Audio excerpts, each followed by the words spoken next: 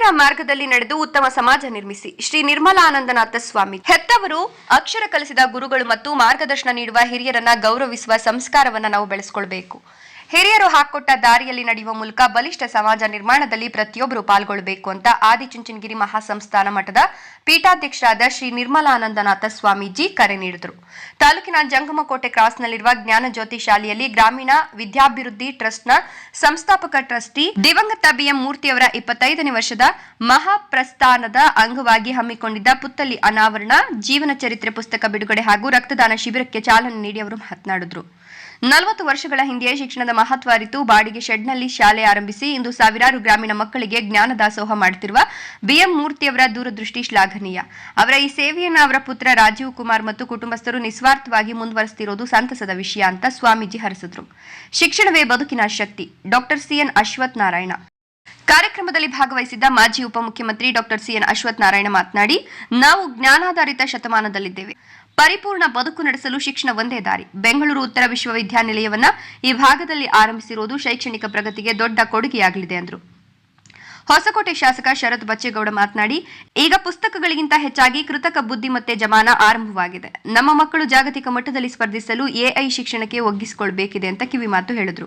ಇದೇ ಸಂದರ್ಭದಲ್ಲಿ ಬಿಎಂ ಮೂರ್ತಿಯವರ ಜೀವನ ಚರಿತ್ರೆ ಪುಸ್ತಕ ಬಿಡುಗಡೆ ಮಾಡಲಾಯಿತು. ಆದಿಚುಂಚನಗಿರಿ ಮಹಾಸಂಸ್ಥಾನ ಮಠದ ಪೀಠಾಧ್ಯಕ್ಷರಾದ ಶ್ರೀ ನಿರ್ಮಲಾನಂದನಾಥ ಮಹಾಸ್ವಾಮೀಜಿ ಅವರಿಗೆ ಪಾದಪೂಜೆ ಮಾಡಲಾಯಿತು.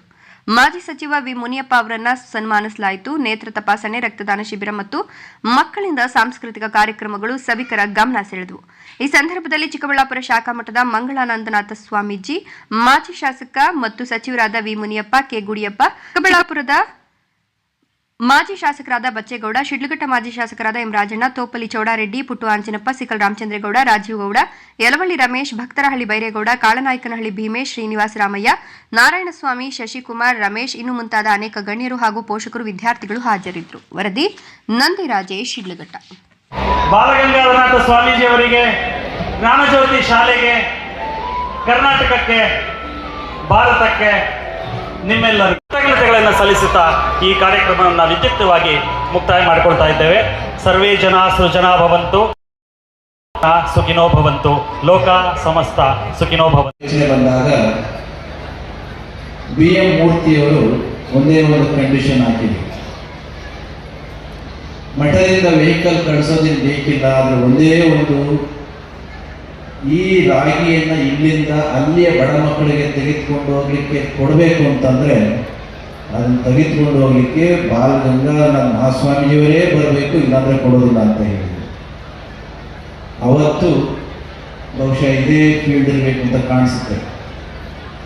ಸಾವಿರಾರು ಸಂಖ್ಯೆಯಲ್ಲಿ ನಮ್ಮ ಶಿಡ್ಲಘಟ್ಟ ಭಾಗದ ಭಕ್ತರುಗಳು ಇಲ್ಲಿಗೆ ಬಂದು ಆ ಒಂದು ದೊಡ್ಡ ಕಾರ್ಯಕ್ರಮದಲ್ಲಿ ಭಾಗವಹಿಸಿ ಪೂಜ್ಯ ಗುರುಗಳ ಆಶೀರ್ವಾದವನ್ನು ಪಡ್ಕೊಂಡು ಸುಮಾರು 400ಕ್ಕಿಂತ ಹೆಚ್ಚಿನ ಕ್ವಿಂಟಲ್ ರಾಗಿಯನ್ನು ಶ್ರೀಮಠಕ್ಕೆ ಕಳಿಸಿಕೊಡುವುದರ ಮುಖಾಂತರ ನಮ್ಮ ಕೋಲಾರ ಮತ್ತು ಚಿಕ್ಕಬಳ್ಳಾಪುರದ ಶ್ರೀಮಠದ ಸೇವಾ ಕೈಂಕರ್ಯ ಪ್ರಾರಂಭವಾದ ಈ ಪವಿತ್ರ ಮಣ್ಣಿನಿಂದ, ಈ ಪವಿತ್ರ ಭೂಮಿಯಿಂದ, ಅದು ಬಿಎಂ ಮೂರ್ತಿಯವರ ಮುಖಾಂತರ ಅಂತ ಹೇಳಲಿಕ್ಕೆ ಸಂತೋಷ ಆಗುತ್ತೆ.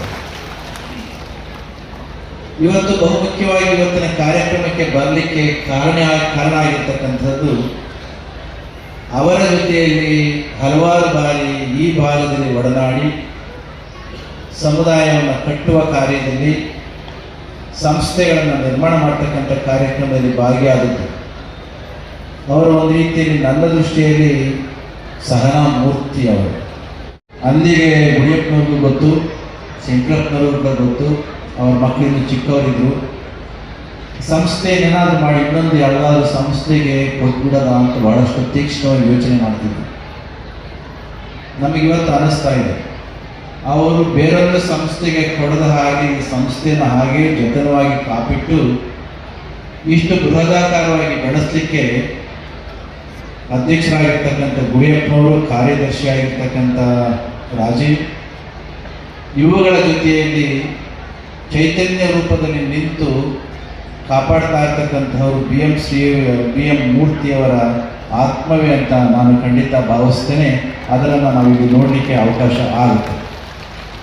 ಅಂತಹವರ ಸ್ಮರಣೆಯನ್ನು ಇವತ್ತು ಮಾಡ್ತಾ ಇರ್ತಕ್ಕಂಥದ್ದು ತುಂಬ ಸಂತೋಷ ಆಗಿದೆ. ಎಷ್ಟೊಂದು ಸಂಖ್ಯೆಯಲ್ಲಿ ಭಕ್ತರು ಬಂದಿದ್ದೀರಿ, ಸಂಬಂಧಿಕರು ಬಂದಿದ್ದೀರಿ, ಮಕ್ಕಳಿದ್ದೀರಿ. ರಾಜಕಾರಣಿಗಳು, ಮಂತ್ರಿಗಳು ಇದ್ದೀರಿ. ಅಶ್ವಥ್ ನಾರಾಯಣ ಅವರು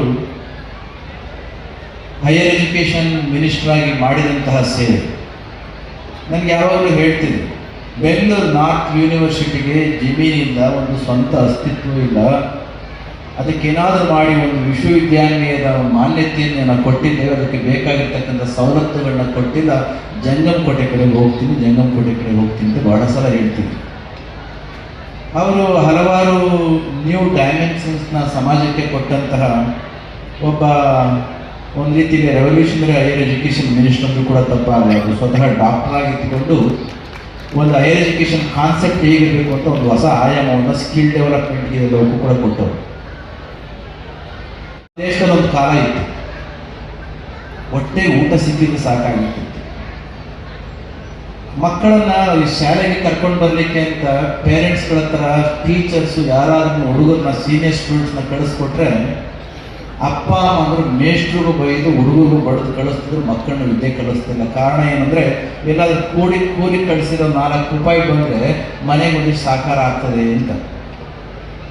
ಅಂತಹ ಒಂದು ಕಾಲಘಟ್ಟದಲ್ಲಿಂದ ನಾವು ಈ ಕಾಲಘಟ್ಟಕ್ಕೆ ಬರಬೇಕು ಅಂತಂದರೆ ಈ ರೀತಿಯ ಹಲವಾರು ವಿದ್ಯಾಸಂಸ್ಥೆಗಳು, ಮಠಮಾನ್ಯಗಳು, ಸರ್ಕಾರಗಳು ಶ್ರಮಿಸಿದ್ರಿಂದ ಈ ಹಂತಕ್ಕೆ ಬಂದಿದೆ. ಶರತ್ ಹೇಳಿದ ಮಾತು ಏನು? ಮಾನ್ಯ ಅಶ್ವಥ್ ನಾರಾಯಣ ಅವರು ಎಜುಕೇಷನ್ ಮಿನಿಸ್ಟರ್ ಆಗಿದ್ದ ಸಂದರ್ಭದಲ್ಲಿ, ಹೈಯರ್ ಎಜುಕೇಷನ್ ಮಿನಿಸ್ಟರ್ ಆಗಿದ್ದಾಗ ವಿದ್ಯೆಗೆ ಮಕ್ಕಳು ಶಾಲೆಗೆ ಬರೋದೇ ಕಷ್ಟ ಇದ್ದ ದಿನಗಳಲ್ಲಿ ಒಂದು ಹಂತಕ್ಕೆ ನಮ್ಮ ಎನ್ರೋಲ್ಮೆಂಟ್ ಇಂಪ್ರೂವ್ ಆದಾಗ ಕೆಲಸ ಏನೋ ಸಿಗ್ತಾ ಇತ್ತು. ಆದರೆ ಸಂಸ್ಥೆಗಳನ್ನು, ದೇಶವನ್ನು ನೋಡ್ತಕ್ಕಂಥದ್ದು ವಿಶೇಷವಾಗಿ ಕಾಣುತ್ತೆ ಯಾವಾಗ ಅಂತಂದರೆ, ನೀವು ಹೇಳಿದಾಗೆ ಕೇವಲ ಎಂಪ್ಲಾಯ್ಮೆಂಟ್ನ ಹುಡುಕೊಂಡು ಹೋಗ್ತಕ್ಕಂಥ ವಿದ್ಯಾರ್ಥಿಗಳನ್ನ ಸೃಷ್ಟಿ ಮಾಡೋದ್ರಿಂದ ಅಲ್ಲ, ತಾನೇ ವಿದ್ಯೆಯನ್ನು ಪಡ್ಕೊಂಡು ಸಾವಿರಾರು ಮಕ್ಕಳಿಗೆ ವಿದ್ಯೆ ಕೆಲಸವನ್ನು ಯಾವ ವ್ಯಕ್ತಿ ಕೊಡುವಂಥ ಅಂತರ್ಪ್ರಿನರ್ ಆಗ್ತಾರೋ ಅಂತಹ ಒಂದು ವ್ಯವಸ್ಥೆಯಿಂದ ದೇಶಕ್ಕೂ ಒಳಿತಾಗುತ್ತೆ, ರಾಷ್ಟ್ರಕ್ಕೂ ಒಳಿತಾಗುತ್ತೆ, ಸಂಪತ್ತು ಕೂಡ ಬರಲಿಕ್ಕೆ ಸಾಧ್ಯ ಆಗುತ್ತೆ. ಅಂತಹ ಸಂಪತ್ತನ್ನು ಸೃಷ್ಟಿಸುವ ವ್ಯವಸ್ಥೆಯನ್ನು ಸೃಷ್ಟಿಸ್ತಕ್ಕಂಥ ಮಕ್ಕಳನ್ನು ತಯಾರು ಮಾಡ್ತಕ್ಕಂಥ ನಿಟ್ಟಿನಲ್ಲಿ ನಮ್ಮ ಈ ಶಾಲೆ ಕೂಡ ಉತ್ತಮವಾಗಿರ್ತಕ್ಕಂಥ ಕೆಲಸವನ್ನು ಮಾಡ್ತಾ ಇದೆ ಅಂತ ಹೇಳಿದ್ರೆ ತಪ್ಪಾಗಲ್ಲ. ಕೊಡುಗೆಯನ್ನು ಕೊಟ್ಟು ಈ ಶಿಕ್ಷಣ ಸಂಸ್ಥೆಯನ್ನು ಸ್ಥಾಪನೆ ಮಾಡೋ ಮೂಲಕ ಜ್ಞಾನಾರ್ಜನೆಯನ್ನು ಮಾಡಲಿಕ್ಕೆ ಒಂದು ಈ ಸಂಸ್ಥೆಯನ್ನು ಕಟ್ಟೋ ಮೂಲಕ ಅದ್ಭುತ ಕೊಡುಗೆಯನ್ನು ಕೊಟ್ಟಿದ್ದಾರೆ. ಅದರ ಫಲ ಇವತ್ತು ಇಲ್ಲಿ ವಿದ್ಯಾಭ್ಯಾಸ ಮಾಡಿದಂಥ ಮಕ್ಕಳಿಗೆ ಅದರ ಅನುಕೂಲತೆ ಸಿಕ್ಕಿದೆ. ಇವತ್ತು ನಾನು ಕೇಳ್ಪಟ್ಟಿದ್ದೀನಿ, ಈ ಭಾಗದಲ್ಲಿ ಈ ಶಾಲೆ ಇವತ್ತು ಒಂದು ಗುಣಮಟ್ಟದ ಒಂದು ಸಂಸ್ಥೆಯಾಗಿ ಬೆಳೆದು 1600 ಮಕ್ಕಳು ಇಲ್ಲಿ ವಿದ್ಯಾಭ್ಯಾಸವನ್ನು ಮಾಡ್ತಿದ್ದಾರೆ ಅಂದರೆ ಇದು ಒಂದು ಸಣ್ಣ ಸಾಧನೆ ಅಲ್ಲ. ಇವತ್ತು ಸ್ಟೇಟ್ ಬೋರ್ಡ್, CBSE ಎಲ್ಲ ಈ ಬೋರ್ಡಿನ ಈ ಅನುಕೂಲತೆಯನ್ನು ವಿಸ್ತರಣೆಯನ್ನು ಮಾಡಿ ಬಹಳ ಉತ್ತಮ ಸೇವೆಯನ್ನು ಸಲ್ಲಿಸ್ತಿದ್ದಾರೆ. ಇವರಿಗೆ ಒಳ್ಳೆಯದಾಗಲಿ. ಇನ್ನು ಹೊಸ ಕ್ಯಾಂಪಸ್ಸನ್ನು ಪ್ರಾರಂಭವನ್ನು ಮಾಡಲಿಕ್ಕೂ ಸಹ ಇವತ್ತು ವಿನ್ಯಾಸವನ್ನು ಲೋಕಾರ್ಪಣೆ ಮಾಡುವಂಥದ್ದಾಗಿದೆ. ಈ ರೀತಿ ಇವತ್ತು ಎಲ್ಲ ಒಳ್ಳೊಳ್ಳೆ ಕೆಲಸಗಳು ನಡೆದಿರೋದೆ. ಆತ್ಮೀಯರೇ, ಇವತ್ತು ಜಂಗಮನ ಪ್ರಯತ್ನವನ್ನು 40 ವರ್ಷದಿಂದ ಪ್ರಾರಂಭವನ್ನು ಮಾಡಿದ್ದೀರಾ. ಆ ದಾರಿಯಲ್ಲಿ ನಮ್ಮ ಸನ್ಮಾನ್ಯ ವಿ ಮುನಿಯಪ್ಪನವರು ಇಲ್ಲಿ ಜಂಗಮನ ಕೋಟೆಯಲ್ಲೇ ಬೆಂಗಳೂರು ಉತ್ತರ ವಿಶ್ವವಿದ್ಯಾನಿಲಯದ ಸ್ಥಾಪನೆಯನ್ನು ಮಾಡಲಿಕ್ಕೆ ಅವರ ಕ್ರಮವನ್ನು ವಹಿಸಿದ್ರು. ಆ ದಾರಿಯಲ್ಲಿ ನಾವು ಸಹ ನಮ್ಮ ಸರ್ಕಾರದ ಒಂದು ಅವಧಿಯಲ್ಲಿ ಏನೊಂದು 170 ಎಕರೆ ವಿಸ್ತೀರ್ಣದ ಈ ಸ್ಥಳವನ್ನು ಪಡ್ಕೊಳ್ಳೋ ಮೂಲಕ ಇಲ್ಲಿ ಇವತ್ತು ಏನು ವಿಶ್ವವಿದ್ಯಾನಿಲಯ, ಬೆಂಗಳೂರು ಉತ್ತರ ವಿಶ್ವವಿದ್ಯಾನಿಲಯವನ್ನು, ಅದರ ಕ್ಯಾಂಪಸ್ಸನ್ನು ಅಭಿವೃದ್ಧಿಯನ್ನು ಮಾಡಿ ಇವತ್ತು ಇಲ್ಲಿ ವಿದ್ಯಾಭ್ಯಾಸವನ್ನು ಮಾಡಲಿಕ್ಕೆ, ಉನ್ನತ ಶಿಕ್ಷಣವನ್ನು ಪಡೀಲಿಕ್ಕೆ ಪೂರಕವಾಗಿ ಇವತ್ತಿಲ್ಲಿ ಸಂಸ್ಥೆ ಕಟ್ಟುವಂಥದ್ದಾಗ್ತಿದೆ. ಹಾಗಾಗಿ 21ನೇ ಶತಮಾನ ಒಂದು ಜ್ಞಾನ ಆಧಾರಿತವಾದಂಥ ಒಂದು ಶತಮಾನ. ಹಾಗಾಗಿ ಇದರ ಅನುಕೂಲತೆ, ವಿದ್ಯಾಭ್ಯಾಸದ ಒಂದು ಗುಣಮಟ್ಟ ಮತ್ತು ಪರಿಪೂರ್ಣವಾದ ಶಿಕ್ಷಣ ಪಡ್ಕೊಂಡ್ರೆ ಹೇಗೆ ನಾವು ಪ್ರಗತಿಯನ್ನು ಕಾಣ್ಬೋದು, ಪರಿಪೂರ್ಣವಾದಂಥ ವ್ಯಕ್ತಿತ್ವವನ್ನು ಕಾಣ್ಬೋದು ಅನ್ನೋಂಥ ಒಂದು ಉದಾಹರಣೆಗಳು ಇವತ್ತು ಎಲ್ಲರ ಮನೆಯಲ್ಲಿ ನೀವು ತಾವು ಕಾಣುವಂಥದ್ದಾಗ್ತಿದೆ. ಹಾಗಾಗಿ ಈ ದಿಕ್ಕಲ್ಲಿ ಈ ಪ್ರಯತ್ನವನ್ನು ಮಾಡುವಂಥದ್ದಾಗ್ತಿದೆ.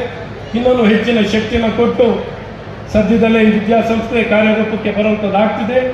ತಮಗೆಲ್ಲ ಶುಭವನ್ನು ಕೋರಿ ನಮ್ಮ ಪರಮ ಪೂಜ್ಯ ಸದಾಕಾಲವನ್ನು ಮಾಡ್ತಿದ್ದಾರೆ ಪರಮ ಪೂಜ್ಯರು.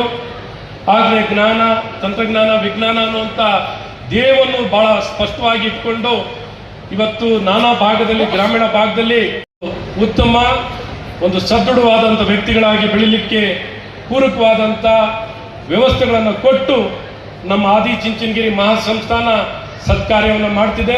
ಹಾಗೆ ಗ್ರಾಮೀಣ ವಿದ್ಯಾಭಿವೃದ್ಧಿ ಸಂಸ್ಥೆನೂ ಒಳ್ಳೆಯ ಕೆಲಸವನ್ನು ಮಾಡ್ತಿದ್ದಾರೆ. ಹೊಸ ಕ್ಯಾಂಪಸನ್ನು ಪ್ರಯತ್ನ ಮಾಡಿ ನಿಮಗೇನು ಸಹಕಾರ ಬೇಕು ನಾವೆಲ್ಲ ಕೊಡ್ತೀವಿ. ನೀವು ಮುಂದೆ ಹೆಜ್ಜೆ ಇಟ್ಟರೆ ನಿಮ್ಮ ಜೊತೆಯಲ್ಲಿ ನಾವು ಇರ್ತೀವಿ ಅಂತಲೂ ವಿಶ್ವಾಸವನ್ನು ಕೊಟ್ಟು, ಹಾಗೆ ನಮ್ಮ ಕಿಯೋನಿಕ್ಸ್ ಅಧ್ಯಕ್ಷರಾಗಿ ಶರತ್ ಬಚ್ಚೇಗೌಡರು ಭಾಳ ಒಳ್ಳೆಯ ಕೆಲಸವನ್ನು ಮಾಡ್ತಿದ್ದಾರೆ. ಅವರು ಕೇವಲ ಅಧ್ಯಕ್ಷರಾಗಿ ಸೀಮಿತವಾಗದೆ ಒಂದು ಹೊಸ ಟ್ಯಾಬನ್ನು ಆರ್ಟಿಫಿಷಿಯಲ್ ಇಂಟೆಲಿಜೆನ್ಸ್ ಬೇಸ್ದಲ್ಲಿ ಒಂದು ಒಳ್ಳೆ ಟ್ಯಾಬನ್ನು ತಯಾರು ಮಾಡೋ ಮೂಲಕ ಇವತ್ತೆಲ್ಲ ವಿದ್ಯಾರ್ಥಿಗಳಿಗೆ ಅದರ ಅನುಕೂಲತೆಯನ್ನು ಪಡೀಲಿಕ್ಕೂ ಪ್ರಯತ್ನವನ್ನು ಮಾಡ್ತಿದ್ದಾರೆ. ಭಾಳ ಯೋಗ್ಯವಾಗಿ ಒಂದು ಉತ್ತಮ ನಾಯಕರಾಗಿ ಬೆಳೀತಿದ್ದಾರೆ. ಅವ್ರಿಗೂ ನಾನು ಶುಭವನ್ನು ಹಾರೈಸಿ ವೇದಿಕೆ ಮೇಲಿರುವಂಥ ಸಮಸ್ತರಿಗೂ ನಮ್ಮ ತಕ್ಕಂಥದ್ದು ನಿಜವಾಗ್ಲೂ ಶ್ಲಾಘನೀಯವಾದಂಥ ಒಂದು ಬೆಳವಣಿಗೆ. ಮುಂದಿನ ದಿನಗಳಲ್ಲಿ ಈ ಸಂಸ್ಥೆ ಇನ್ನೂ ಉನ್ನತ ಮಟ್ಟಕ್ಕೆ ಬೆಳೆಸೋಕ್ಕೋಸ್ಕರ ಅವರ ಮಗ ಎಲ್ಲರೂ ಕೂಡ ನಿಂತು ಮಾಡ್ತಾರಂತ ಸಂಪೂರ್ಣವಾದಂಥ ವಿಶ್ವಾಸ ನನಗಿದೆ. ಬಂಧುಗಳೇ, ವಿದ್ಯಾಭ್ಯಾಸ ಅಂತಂದ್ರೆ ಬರೀ ಮಾರ್ಕ್ಸ್ ತೆಗೆಯುವಂಥದ್ದಲ್ಲ, ಬರೀ ಪುಸ್ತಕಗಳಲ್ಲಿ ಓದಂಥದ್ದಲ್ಲ. ಕಿಯೋನಿಕ್ಸ್ನ ಅಧ್ಯಕ್ಷನಾಗಿ, ಕರ್ನಾಟಕ ರಾಜ್ಯ ಸರ್ಕಾರದ ಒಬ್ಬ ಸದಸ್ಯನಾಗಿ ವಿದೇಶಗಳಿಗೆ, ವಿಶ್ವದಲ್ಲಿ ಬೇರೆ ಬೇರೆ ಭಾಗಗಳಿಗೆ ನಾವು ಒಬ್ಬತ್ತು ಉದ್ಯಮಿಗಳ ಹತ್ರ ಭಾರತ ದೇಶಕ್ಕೆ ಬಂದ್ರಿ, ಇಲ್ಲಿ ಬಂಡವಾಳ ಹೂಡಿಕೆ ಮಾಡಿ ಅಂತ ನಾವು ಅವ್ರ ಹತ್ರ ಎಲ್ಲರ ಹತ್ರ ಕೂಡ ಮಾತಾಡಿದಾಗ ಅಲ್ಲಿರ್ತಕ್ಕಂಥ ಸಂಸ್ಥೆಗಳು ನಮ್ಮ ಹತ್ರ ಕೇಳಂಥದ್ದು 2-3 ಮಾತನೆ. ನಿಮ್ಮ ಮಕ್ಕಳಿಗೆ ಮಾರ್ಕ್ಸ್ ಬರುತ್ತಾ ಅಂತ ಅವ್ರು ಕೇಳಲ್ಲ, ಇಂಜಿನಿಯರಿಂಗ್ ಮಾಡಿದಾರ, ಡಾಕ್ಟರ್ ಮಾಡಿದಾರ, ಮೆಡಿಸಿನ್ ಮಾಡಿದಾರ ಅಂತ ಅವ್ರು ಕೇಳಲ್ಲ, 95% ತಗೊಂಡ್ರ ಅಂತ ಕೇಳಲ್ಲ. ಅವರೆಲ್ಲರೂ ಕೇಳಂಥದ್ದು ಒಂದೇ ಮಾತು, ಮಕ್ಕಳಲ್ಲಿ ಪ್ರಾಮಾಣಿಕತೆ ಇದೆಯಾ, ಮಕ್ಕಳು ಪ್ರಯತ್ನ ಮಾಡ್ತಾರ, are the students honest, do the students have integrity, do the students put in N effort. ಈ ರೀತಿಯಾದಂಥ ಮೌಲ್ಯಾಧಾರಿತವಾದಂಥ ವಿಷಯಗಳನ್ನ ಚರ್ಚೆ ಮಾಡ್ತಾರೆ ಬಿಟ್ರೆ ಮಾರ್ಕ್ಸ್ ತೆಗೆಯೋದಂತರ ಬಗ್ಗೆ ಯಾರು ಕೂಡ ಮಾಡೋದಿಲ್ಲ. ಆದ್ರಿಂದ ಆ ರೀತಿಯಾದಂಥ ಮೌಲ್ಯಾಧಾರಿತವಾದಂಥ ವಿದ್ಯಾಭ್ಯಾಸನ ಕೊಡೋದ್ರಲ್ಲಿ ಮೊದಲನೇ ಸ್ಥಾನದಲ್ಲಿ ಇರ್ತಕ್ಕಂಥ ಸಂಸ್ಥೆ ಯಾವುದಾದ್ರೂ ಇದ್ರೆ ಜ್ಞಾನಜ್ಯೋತಿ ಸಂಸ್ಥೆ ಅಂತ ಹೇಳಿ ಹೆಮ್ಮೆಯಿಂದ ಈ ಒಂದು ಸಂದರ್ಭದಲ್ಲಿ ಹೇಳ್ಕೊಡ್ತೀನಿ. ಮಾರ್ಕ್ಸ್ ತೆಗೆದು 90 ಮಾರ್ಕ್ಸ್ ತೆಗೆದ್ರೆ ಸಾಲದು, ಮಕ್ಕಳಲ್ಲಿ ಮೊರಾಲಿಟಿ ಇರಬೇಕು, ಮಕ್ಕಳಲ್ಲಿ ಇಂಟೆಗ್ರಿಟಿ ಇರಬೇಕು, ಮಕ್ಕಳಲ್ಲಿ ಹಾರ್ಡ್ ವರ್ಕಿಂಗ್ ಇರಬೇಕು. ಈ ರೀತಿಯಾದಂಥ ಅಂಶಗಳನ್ನ ಮಕ್ಕಳಿಗೆ ನಾವು ತಲುಪಿಸಂತ ಕೆಲಸ ಮಾಡಬೇಕು ಅಂತ ಈ ಒಂದು ಸಂದರ್ಭದಲ್ಲಿ ಹೇಳ್ತಾ